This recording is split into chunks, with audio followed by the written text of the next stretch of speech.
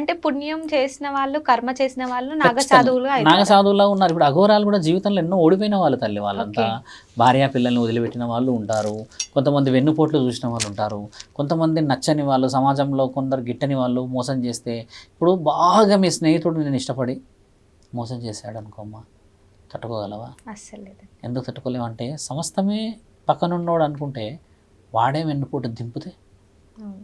ఎంత పెయిన్ అవుతుంది. అలాంటి పెయిన్లన్నీ అనుభవించి అనుభవించి అనుభవించి ఇక ఈ దేహం ఏదైతే ఉందో నీకేనయ్యా అని వెళ్ళిపోతారమ్మా. అట్లాంటి వాళ్ళు అఘోరాలు ఏం చేస్తారు తెలుసా?